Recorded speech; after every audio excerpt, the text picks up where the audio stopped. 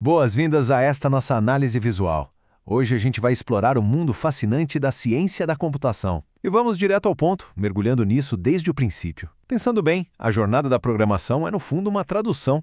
É o ato de pegar as nossas intenções e ideias humanas e transformar tudo isso em ações exatas que um hardware consegue executar. Para entender como essa mágica toda acontece, a gente vai extrair os conceitos essenciais dessa área incrível, usando como base a clássica e poderosa linguagem C. Para guiar a nossa compreensão, o nosso roteiro vai do macro para o micro. Vamos passar pelas diferenças entre hardware e software, entender a lógica de programação, conhecer a fundo a linguagem C, a estrutura de um programa, desvendar o processo de compilação e fechar com o ambiente de desenvolvimento. Podemos começar? Seção 1, Hardware e Software, a nossa base física. Bom, antes de a gente escrever qualquer linha de código abstrato, precisamos entender muito bem o palco onde ele atua. De um lado temos o hardware, que são os componentes físicos reais. Estamos falando da CPU, que processa ativamente os dados, e da memória, como a RAM volátil e a ROM, que armazenam informação. Do outro lado temos o software, que é o conjunto de instruções. Isso abrange desde o sistema operacional até os aplicativos que a gente usa todo dia. O ponto crucial aqui é que um não vive sem o outro. O hardware puro não sabe o que fazer.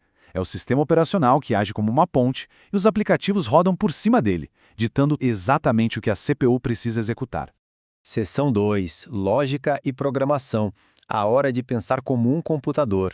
Com a base física entendida, a gente avança para o nível intermediário, que é a lógica e a programação em si. Sabe, ninguém acorda, senta no computador e começa a escrever código do nada. Tem todo um fluxo sequencial aí. Tudo nasce de um problema. A partir dessa dor, a gente desenvolve um algoritmo, que nada mais é do que uma sequência de passos lógicos para resolver a questão. Esse algoritmo vira uma solução bem estruturada e só no final dessa cadeia é que a gente traduz isso para um programa de fato.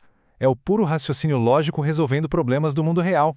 Mas como a gente traduz esse algoritmo para a máquina entender? Historicamente, rolou uma evolução tremenda, que a gente divide em 3 níveis. Lá no começo, existia só a linguagem de máquina, uns e zeros binários. O processador ama, mas para nós é quase impossível de ler. Para facilitar as coisas, criaram a linguagem Assembly, que transforma esses binários em operações básicas. Até que, finalmente, chegamos nas linguagens de alto nível. Elas são muito mais próximas da nossa linguagem natural, o que aumenta absurdamente a velocidade e a clareza na hora de criar os softwares modernos.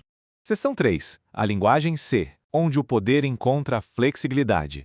Agora, vamos colocar o nosso foco na grande estrela dessa análise, a linguagem C.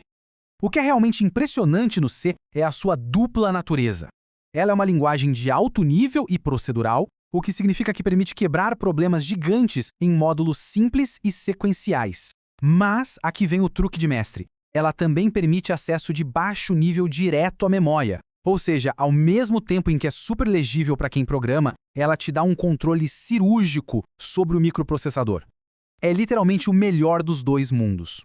E para ter uma noção do impacto da linguagem C, olha só a história dela. Foi criada lá em 1972 pelo Dennis Ritchie, nos famosos laboratórios da Bell. Em 1989, ela foi padronizada pela ANSI, ganhando uma regra universal. E hoje, décadas depois, adivinha? Continua sendo uma das linguagens mais importantes e bem-sucedidas do planeta, muito por causa da sua portabilidade incrível, rodando em praticamente qualquer sistema operacional com ajustes mínimos.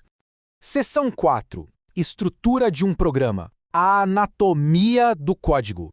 Descendo agora para o nível micro, vamos ver como as engrenagens giram na prática. Todo programa em C tem um esqueleto fundamental. Logo no topo, a gente tem as declarações globais, com aquele comando include que chama as bibliotecas necessárias. Logo abaixo vem o coração de tudo, a função main. É exatamente aí que o programa começa a rodar. As chaves servem para dizer onde um bloco de comandos começa e termina. E olha, um detalhe vital. Quase todo comando precisa terminar com um ponto e vírgula. Sem ele, o código simplesmente quebra. É a cola que segura a lógica toda. E sobre as bibliotecas, que a gente chama lá no topo, tem um detalhe super sutil, mas que muda tudo. Quando a gente usa os sinais de maior e menor, os colchetes angulares, estamos avisando para o sistema pegar uma biblioteca padrão dele, como a Studio.h. Agora, se a gente criou a nossa própria biblioteca personalizada e quer usar no projeto, a gente usa aspas duplas. Isso manda o computador procurar o arquivo ali mesmo, na pasta do nosso programa.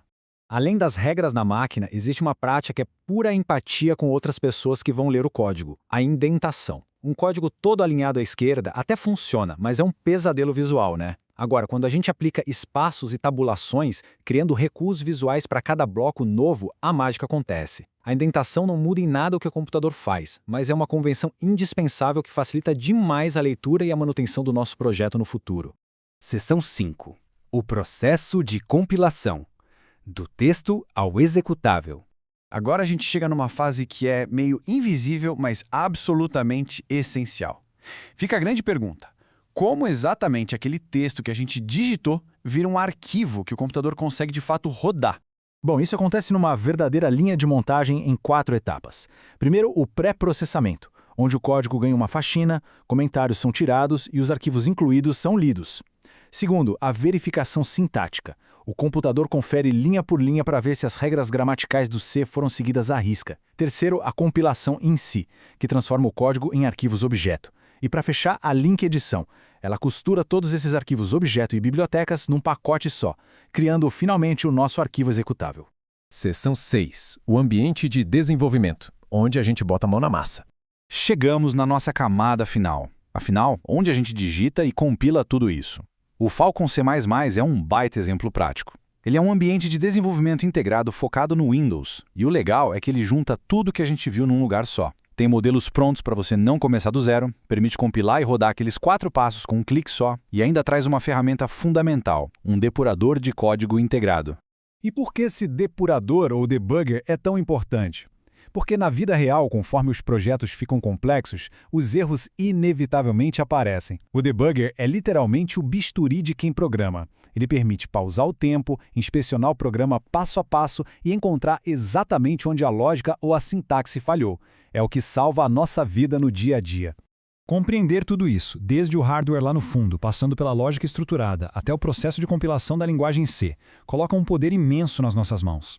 A gente deixa de ser apenas consumidor de tecnologia e passa a ter as ferramentas para criar e intervir nela. Com essa base sólida agora estabelecida, a provocação que fica para pensarmos é: quais serão os próximos problemas complexos que poderão ser resolvidos com essas exatas linhas de código? É uma jornada e tanto. Valeu por acompanhar esta análise com a gente e até a próxima exploração.